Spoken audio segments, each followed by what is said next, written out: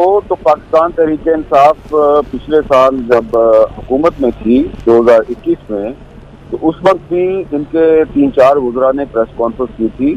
और उन्होंने कहा था कि हम चीफ इलेक्शन कमिश्नर के खिलाफ रेफरेंस फाइल करेंगे, लेकिन उन्होंने रेफरेंस फाइल नहीं किया। देखिए, जो चीफ इलेक्शन कमिश्नर का ओहदा है ये एक आइनी ओहदा है, इट्स अ कॉन्स्टिट्यूशनल पोस्ट और उनको आइनी तहफ़्फ़ुज़ हासिल है।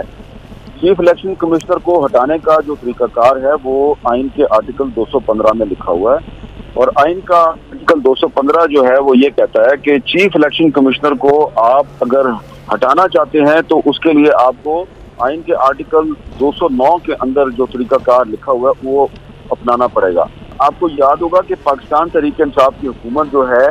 ये सुप्रीम कोर्ट के जज जस्टिस काजी फाइज ईसा साहब जो हैं उनके खिलाफ प्रेसिडेंट ऑफ पाकिस्तान आरिफ अलवी के जरिए सुप्रीम जुडिशल काउंसिल में गई थी। इन्होंने रेफरेंस फाइल किया और अल्टीमेटली फिर उस रेफरेंस पर सुप्रीम कोर्ट के 10 रुकनी लार्जर बेंच ने समाअत की और काजी फाइज के खिलाफ जो रेफरेंस है वो नाकाम हो गया, वो स्ट्राइक डाउन हो गया। अब अगर पाकिस्तान तहरीक इंसाफ ने चीफ इलेक्शन कमिश्नर को हटाना है तो एक दफ़ा फिर उन्हें एक रेफरेंस फाइल करना पड़ेगा और चीफ इलेक्शन कमिश्नर के खिलाफ किसी बद इंतजामी या करप्शन या नाअहली का सबूत ढूंढकर प्रेसिडेंट ऑफ पाकिस्तान को भेजना होगा और प्रेसिडेंट ऑफ पाकिस्तान जो है वो उनका ताल्लुक क्योंकि तहरीक इंसाफ से ही रहा है तो वो उसको सुप्रीम जुडिशल काउंसिल में भेजेंगे। अब जब सुप्रीम जुडिशल काउंसिल में वो रेफरेंस चला जाएगा तो उसके बाद चीफ जस्टिस ऑफ पाकिस्तान जो हैं वो फिर सुप्रीम जुडिशल काउंसिल की तश्कील करेंगे और फिर उसकी समाअत शुरू होगी और फिर जो है वो चीफ इलेक्शन कमिश्नर के खिलाफ अगर कोई चीज़ साबित होती है सुप्रीम जुडिशल काउंसिल में तो फिर आप उनको हटा सकते हैं। अगर पाकिस्तान तहरीक इंसाफ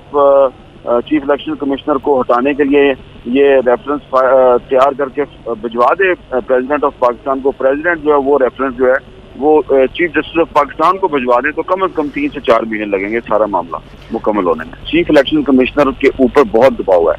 उन पे 2 तरह का दबाव है। पहला दबाव उन पर यह है कि वो अपने ओहदे से इस्तीफा दे दें और ये दबाव उन पर सिर्फ तहरीक इंसाफ नहीं डाल रही, और भी क्वार्टर से उन पर दबाव है, लेकिन उन्होंने ये दबाव लेने से इनकार किया है। दूसरा उन पर प्रेशर ये है कि आप पाकिस्तान तहरीक इंसाफ के खिलाफ जो ममनुआ फंडिंग केस का फैसला है ये इसको आप डिले करें और ये आप मत सुनाएं, लेकिन ये फैसला जो है वो मेरी इत्तला के मुताबिक वो तकरीबन लिख चुके हैं और अब वो देख रहे हैं कि इसको फाइनल टचेस दे रहे हैं और फैसला क्योंकि काफी तफसीली है तो जाहिर बात है उसमें कुछ डिले हो रहा है, तो प्रेशर तो उन पे बहुत है। तो उनको असल मसला तहरीक इंसाफ का ये है कि वो चीफ इलेक्शन कमिश्नर को फॉरेन फंडिंग या ममनुआ फंडिंग केस का फैसला जो है वो सुनाने से रोकना चाहते हैं। तो अगर पिछले साल भी वो यही मसला था, पिछले साल भी रेफरेंस फाइल नहीं कर सके, अब फिर उन्होंने ऐलान कर दिया है तो कर दें रेफरेंस फाइल हो गया तो उसके बाद भी 2-3 महीने तो लगेंगे, लेकिन इस दौरान मुझे लगता ही है कि ममनुआ फंडिंग केस का फैसला जो है वो अनाउंस हो जाएगा।